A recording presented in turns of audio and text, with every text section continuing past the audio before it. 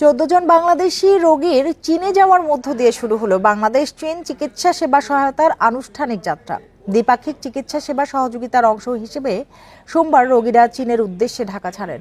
এ সেবা নির্বিঘ্ন করতে প্রয়োজনীয় সবকিছু করা হবে বলে জানিয়েছে দুই দেশ। এই ঈদে জামা জুতো অ্যাক্সেসরিজের ডিসকাউন্ট।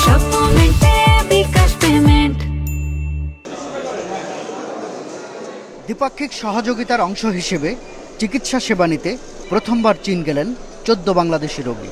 এ উপলক্ষে সোমবার দুপুরে শাহজালাল আন্তর্জাতিক বিমানবন্দরে উপস্থিত হন পররাষ্ট্র সচিব জসিমউদ্দিন ও ঢাকায় চীনের রাষ্ট্রদূত ইয়াও ওয়েন সহ সংশ্লিষ্ট কর্মকর্তারা। চিকিৎসার বিকল্প দেশ হিসেবে চীনকে বেছে নিতে সরকার যে উদ্যোগ নিয়েছে সে সুবিধা নেওয়া প্রথম রোগীদের একজন সঙ্গীতশিল্পী হায়দার হোসেন। ভিসা ব্যবস্থাপনা আরও সহজ করা ও যাতায়াত খরচ কমানোর মত দেন তিনি। আমি তাদের ব্যাপারে অনেক শুনেছি, তারা নাকি অনেক ভালো।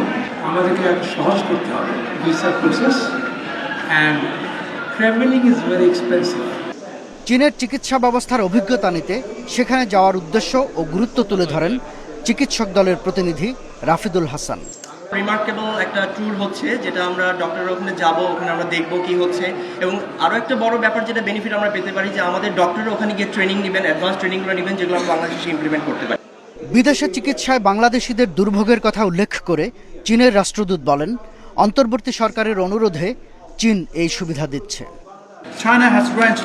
চীন একটি অভিজ্ঞ অভ্যর্থনা দল গঠন করেছে, যারা বাংলাদেশি রোগীদের জন্য যথাযথভাবে থাকা ও খাওয়ার ব্যবস্থা করবে এবং বিশেষ অগ্রাধিকার দেবে। এছাড়াও চিকিৎসা প্রক্রিয়া জুড়ে বাংলা ও ইংরেজিতে দক্ষ দোভাষী রাখা হবে। চীনা এয়ারলাইন্স চিকিৎসার জন্য চীন ভ্রমণকারী রোগীদের সাশ্রয় মূল্যের টিকিট সরবরাহ করবে। ভিসা ব্যবস্থাপনাও সহজ করা হবে। চীনের চিকিৎসার সুযোগকে বাংলাদেশ চীন সম্পর্কের নতুন অধ্যায় বলছেন পররাষ্ট্র সচিব। কিছুদিন আগে আমাদের মাননীয় পররাষ্ট্র উপদেষ্টা চীন সফরে গিয়েছিলেন এবং সেখানে অন্যান্য অনেক বিষয়ের মধ্যে এটি একটি গুরুত্বপূর্ণ বিষয় ছিল, এবং সেখানে আমরা চীনে কি করে আমাদের রোগীরা চিকিৎসা সেবা পেতে পারেন সে বিষয়টা নিয়ে বিশদ আলোচনা হয়েছে। প্রথম দফায় চীনে যাওয়া 31 সদস্যের দলে রয়েছেন 14 জন রোগী, 6 জন আত্মীয়, 5 জন চিকিৎসক, 5 জন ট্রাভেল এজেন্সির প্রতিনিধি এবং সাংবাদিক। শাহাদাত স্বপন, ইন্ডিপেন্ডেন্ট নিউজ, ঢাকা।